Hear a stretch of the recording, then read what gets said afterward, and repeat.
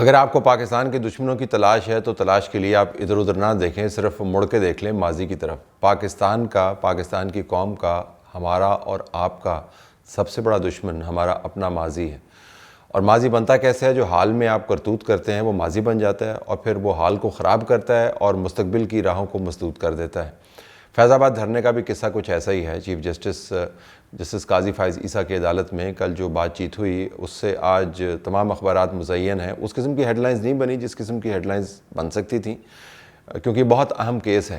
یاد دہانی کے لیے کہ تحریک لبیک پاکستان کے لوگ فیض آباد کو بہت دنوں کے لیے جام کر کے بیٹھ گئے اور احتجاج شروع کر دیا، تمام اسلام آباد کی سڑکیں بند کر دیں، اور مطالبہ یہ کیا کہ جو کینڈیڈیٹس ہیں اسمبلی کے اندر جو جاتے ہیں، ان کے جو اوتھ ہیں اس کے اندر جو تبدیلی کی گئی ہے، اس سے بہت بڑا کوئی مذہبی تنازع کھڑا ہو گیا، تو اس تبدیلی کو آپ واپس لیں، اور نہ صرف واپس لیں، اس وقت کی حکومت کے لاء منسٹر کو بھی فارغ کریں، حکومت کو بھی فارغ کریں، اور ہم اس وقت تک نہیں اٹھیں گے جب تک یہ تمام معاملات طے نہیں ہو جاتے۔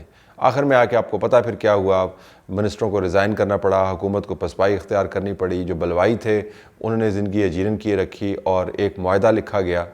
اس معاہدے کے اندر باقاعدہ انٹیریئر منسٹر کے دستخط موجود ہیں۔ اس وقت کے ڈی جی سی جو ہیں جنرل فیض، جو بعد میں ڈی جی آئی صاحب بنے اور کور کمانڈر پشاور بنے اور اب ریٹائر ہو گئے ہیں، ان کے دستخط موجود ہیں، اور جس کے اندر کہا گیا کہ کیسے دونوں فریقین نے معاملات کو طے کر لیا۔ یہ ریاست کے خلاف ایک بغاوت تھی جس کو ریاست نے اون کرتے ہوئے ایک معاہدے کی صورت میں دبانے کی یا ریزالو کرنے کی کوشش کی۔ اب یہ پتہ چل رہا ہے کہ اس دھرنے کے حوالے سے جو اس وقت کے جسٹس قاضی فائز عیسیٰ اور ان کے دوسرے جج صاحب نے ججمنٹ تحریر کی تھی، اس کے اوپر عمل درآمد نہیں ہوا۔ اب عمل درآمد کے لیے جو معاملات چل رہے ہیں کورٹ کے اندر، اس سے واضح ہو گیا کہ موجودہ حکومت بھی عمل درآمد نہیں کرنا چاہتی۔ عمل درآمد کس کے اوپر کروانا ہے؟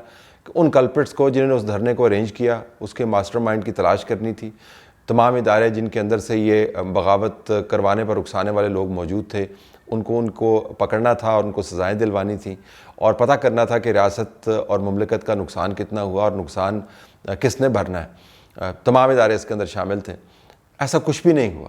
اب جب اس وقت کے جسٹس اب چیف جسٹس بن گئے ہیں تو وہ حیرانی سے سوال اٹھا رہے ہیں، وہ جن کے اوپر ہمیں حیرانی ہوتی ہے کہ سوال کیوں اٹھائے جا رہے ہیں، کہ ان کے جوابات سب کو معلوم ہیں، لیکن کورٹ کا چونکہ اپنا کام کرنے کا طریقہ ہے، لہٰذا وہ سوالوں کے ذریعے تاریخ کو درست کرنے کی کوشش کر رہے ہیں کہ فیض آباد دھرنے کے اندر جو لوگ ملوث تھے وہ کون تھے، ان کے پلانرز کون تھے، ان کو سسٹین کس طریقے سے کیا گیا، ان لوگوں کے پاس اتنے وسائل کیسے آئے کہ ریاست کے ریٹ کو متاثر کر سکیں، انڈرمائن کر سکیں، وہ کون لوگ تھے جنہوں نے معاہدے کیے، اور معاہدے کی شقوں کے اوپر جو کنسنسس تھا وہ کس طریقے سے ڈیولپ کیا گیا۔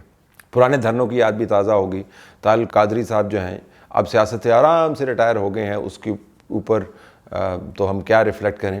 بہرحال ریاست اور سیاست کے معاملات کو جوڑنے والے اور ریاست کو بچانے والے، سیاست نہ کرنے کی تنقید کرنے والے، کینیڈا سے بلوائے جانے والے طاہر القادری صاحب کا دھرنا 2014 میں اپنا دھرنا ان کا نہیں تھا، وہ عمران خان کا دھرنا تھا۔ آپ کو یاد ہوگا کہ اس وقت طاہر القادری اور عمران خان کیسے بھائی بھائی تھے۔ پاکستان عوامی تحریک اور P T I Pakistan Tehreek Insaf کے کارکن، یہ دونوں ریئل کزنز ہیں، فرسٹ کزنز ہیں، یہ سیاسی اعتبار سے کزنز ہیں، دو بھائیوں کی اولاد ہیں۔ ایک کا نام ڈاکٹر طاہر القادری، بڑا بھائی عمر کے اعتبار سے، دوسرے بھائی کا نام عمران خان، عمر میں مجھ سے چھوٹا اور قد کے اعتبار سے وہ بڑا بھائی ہے۔ پیٹ اور پی ٹی آئی کے کارکن دونوں کزنز ہیں۔ اکٹھے جینا اور اکٹھے مرنا اور اکٹھے ٹکرانا اور اکٹھے لڑنا۔ اور اس تمام دھرنے کی پلاننگ کہاں پر ہوئی؟ 2014 میں محترم چودھری پرویز الہی، چودھری شجاعت صاحب اور عمران خان صاحب نے لندن میں ملاقات کی ڈاکٹر طاہر القادری سے، اور فیصلہ کیا گیا کہ پاکستان کی حکومت کے خلاف ایک تحریک چلائی جائے گی تاکہ حکومت کو ہٹایا جا سکے۔ اب لندن میں از خود تو جاتے نہیں ہیں، لندن میں ٹکٹ بھجوائے گئے، لوگ وہاں پر گئے، وہاں پہ معاملات کو طے کیا، اور یہ جو صاحب بیٹھے ہوئے تھے انٹرویو لے رہے تھے لندن کے پلان کو ریویل کرنے والے کا، جو طاہر القادری صاحب کی پارٹی کے روح رواں رہے ہیں، یہ آج کل امریکہ کے اندر ہیں اور ریاست کے سب سے بڑے دشمن ہیں اور امریکیوں کے چھاتے کے نیچے بیٹھ کے ریاست کے بارے میں وہ باتیں کرتے ہیں کہ علمان الحفیظ. اس وقت یہ ریاست کے چہیتے تھے. یہ ٹیلی ویژن کے اوپر ایسے بیٹھ کے بات کیا کرتے تھے کہ جیسے یہ ارسطو ہیں اور عقل کل ہیں, اور ٹیلی ویژن کی سکرین کے اندر پھنس گئے تھے, نکلتے ہی نہیں تھے ٹیلی ویژن کی سکرین کے اوپر. ہر پروگرام کے اندر بیٹھے ہوئے تھے, اپنا پروگرام بھی کرتے تھے, اور لگتا یوں تھا کہ ٹی وی کے موجد ہی یہی ہیں, بلکہ ٹی وی کو بلیک اینڈ وائٹ سے کلر کنورٹ کرنے میں بھی انہوں نے ہی بڑا کردار ادا کیا ہے, کیونکہ ریاست ان کو پیٹرنائز کر رہی تھی. ریاست ان کو بھی پیٹرنائز کر رہی تھی, ریاست کے ادارے ان کو بھی پیٹرنائز کر رہے تھے جو 2014 میں بھائی بھائی بن کے اسلام آباد کی سڑکوں پر بیٹھے تھے. ریاست کے ادارے ان کو بھی پیٹرنائز کر رہے تھے جو فیض آباد کے دھرنے کی صورت میں مسلط کیے گئے. ریاست ان کو بھی پیٹرنائز کر رہی تھی جو آج کل اڈیالہ جیل کے اندر ہیں. تو یہ بہت سارے معاملات ہیں جن کے جوابات موجود ہیں, لیکن تحقیقاتی طور پر عدالت کے ذریعے ان کو نیل ڈاؤن کرنے کی اب جو کاوش ہے, مجھے نہیں لگتا کہ اس کے اندر کوئی بہت بڑی کامیابی ہوگی, کیونکہ کسی ادارے کی طرف سے کوئی خاص دلچسپی نہیں ہے ماضی کے ساتھ ریکنسائل کرنے کی, ماضی کے اندر جو غلطیاں ہیں اس کو ماننے کی. وہ کہتے ہیں کہ ہم نے ماضی کو دبا دینا ہے, ماضی کے ساتھ ہم نے اس کا آمنا سامنا نہیں کرنا. یہ وہ آئینہ ہے جو ہم نے دیکھنا نہیں ہے. اگر آئینہ دیکھیں گے نہیں تو کیسے پتہ چلے گا کہ اس ملک کے آئینی چہرے کے اندر کیا کیا بگاڑ آ گئے ہیں. اگر ہم یہ تصنع اور بناوٹ بنائے رکھیں گے کہ سب کچھ ٹھیک رہا ماضی کے اندر, جو غلطیاں ہوگی اس کا دعویٰ کرنے کی ضرورت نہیں ہے, تو عدالتی کارروائی کی بھی کوئی ضرورت نہیں ہے.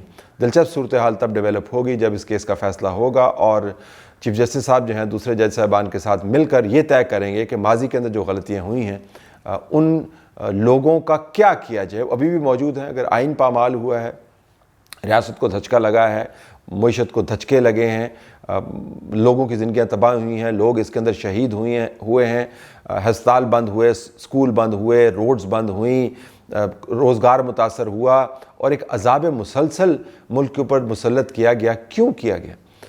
اگر ان تمام سوالوں کے جواب پانے کے بعد عدالت یہ سمجھے کہ کوئی بھی سزا کا مستحق نہیں ہے, صرف ہمیں سچ کی تلاش ہے, تو یہ ایک رستہ موجود ہے, کیونکہ طاقتوروں کا کھیل ہے. اب ہر کسی سے ہر وقت تو لڑائی آپ مول نہیں رہ سکتے. اگر وہ سزا کی طرف جاتے ہیں اور تجویز کرتے ہیں, باقاعدہ پوائنٹ آؤٹ کرتے ہیں, تو اس کے اندر بھی پھر لڑائی بڑھ جائے گی. لیکن یہ چیز اپنی جگہ پر مسلمہ ہے, چاہے عدالت جو بھی فیصلہ کرے, چاہے اس تاریخی بھیانک دور کی جو بھی آپ تشریح کریں. آپ یہ کہہ سکتے ہیں کہ پاکستان کے اندر جو رنگ باز ہیں, جو رنگ جماتے ہیں وقتی طور پر اور اپنا بیچ میں سے مقدمہ جیتتے ہیں, اپنی ذاتی مفادات کا مقدمہ جیتتے ہیں, اور جہاں پر وہ ہار رہے ہوتے ہیں تو طاقت کے بل پر وہ اس مقدمے کو اپنی طرف کھینچ لیتے ہیں. انہوں نے اس ملک کی تباہی میں بڑا کلیدی کردار ادا کیا ہے. آپ یہ کہہ سکتے ہیں کہ اس گھر کو جو آگ لگی ہے وہ آگ لگی ہے گھر کے رنگ باز سے. جب تک یہ رنگ باز سامنے نہیں آئیں گے, جب تک ماضی میں انہوں نے جو کرتوت کیے ہیں ان کو آپ نیل ڈاؤن نہیں کر سکتے یا نہیں کرنا چاہتے, یا وہ ادارے جو یہ ذمہ داری ان کو اٹھانی چاہیے اندرونی تطہیر کی وہ نہیں اٹھاتے, یہ معاملات ایسے ہی چلتے رہیں گے. کورٹ نے جو بال ہے اپنے کورٹ میں لے لیا ہے اس مقدمے کا. دیکھتے ہیں کہ اس بال کو وہ لیفٹ کرتے ہیں, اس بال کو وہ آگے نکل کے چھکا لگاتے ہیں, یا اس بال کو چپکے سے کور کے اندر یا مڈ آف کی طرف یا مڈ آن کی طرف ڈال کر ایک سنگل لے کر دوسری طرف چلے جاتے ہیں.